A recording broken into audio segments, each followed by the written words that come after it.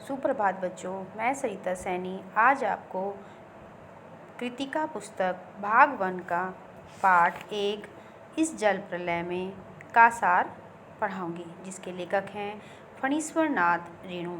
इस जल प्रलय में फणीश्वर नाथ रेणु द्वारा लिखित रिपोर्टाज है, जिसमें उन्होंने सन 1975 ईस्वी में पटना में आई प्रलयकारी बाढ़ का आंखों देखे हाल का वर्णन किया है। लेखक का गांव एक ऐसे क्षेत्र में था जहां की विशाल और परती जमीन पर सावन भादों के महीनों में पश्चिम, पूर्व और दक्षिण में बहने वाली कोसी, पनार, महानंदा और गंगा की बाढ़ से पीड़ित मानव व पशुओं का समूह शरण लेता था। सन 1967 में भयंकर बाढ़ आई, तब पूरे शहर में मुख्यमंत्री निवास तक के डूबने की खबरें सुनाई देती रही। लेखक बाढ़ के प्रभाव व प्रकोप को देखने के लिए अपने एक कवि मित्र के साथ निकले। तभी आते जाते लोगों द्वारा आपस में जिज्ञासावश एक दूसरे को बाढ़ की सूचना से अवगत कराते देख लेखक गांधी मैदान के पास खड़े लोगों के पास गए।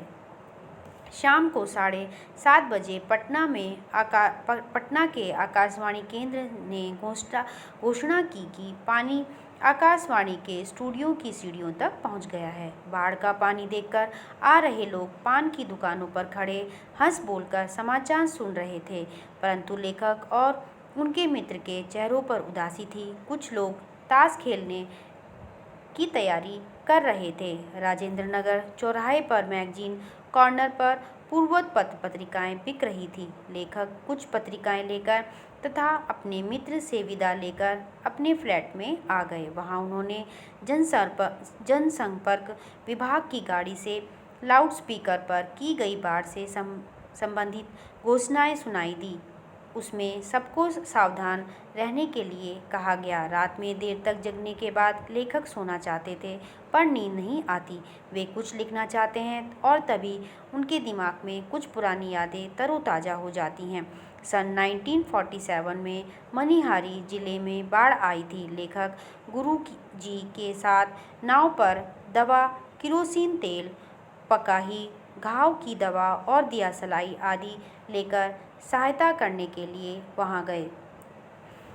इसके बाद 1949 में महानंदा नदी ने भी बाढ़ का कहर बरपाया था। लेखक वापसी थाना के एक गांव में बीमारों को नाव पर चढ़ाकर कैंप ले जा रहे थे। तभी एक बीमार के साथ उसका कुत्ता भी नाव पर चढ़ गया। जब लेखक अपने साथियों के साथ एक टीले के पास पहुंचे तो वहां एक ऊंची स्टेज बनाकर बलवाही का नाच हो रहा था और लोग मछली भूनकर खा रहे थे।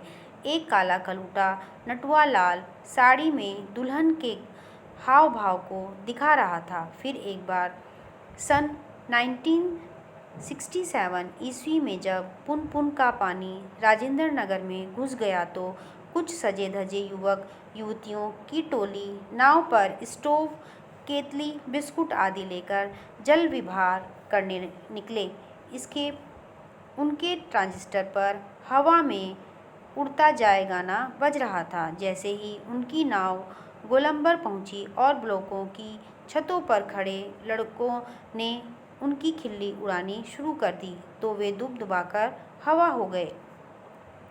रात के 2:30 बजे का समय था, पर पानी अभी तक वहां नहीं आया था। लेखक को लगा कि शायद इंजीनियरों ने तटबंध ठीक कर दिया हो। लेखक को नींद आ गई। सुबह 5:30 बजे जब लोगों ने उन्हें जगाया तो लेखक ने देखा कि सभी जागे हुए थे और पानी मोहल्ले में दस्तक दे चुका था। चारों ओर शोर, कोलाहल, कलरव, चीख पुकार और पानी की लहरों का नृत्य दिखाई दे रहा था। चारों ओर पानी ही पानी दे रहा था। पानी बहुत तेज से चढ़ रहा था। लेखक ने बाढ़ का दृश्य तो अपने बचपन में ही देखा था, परंतु इस तरह अचानक पानी का चढ़ाना उन्होंने पहली बार देखा था।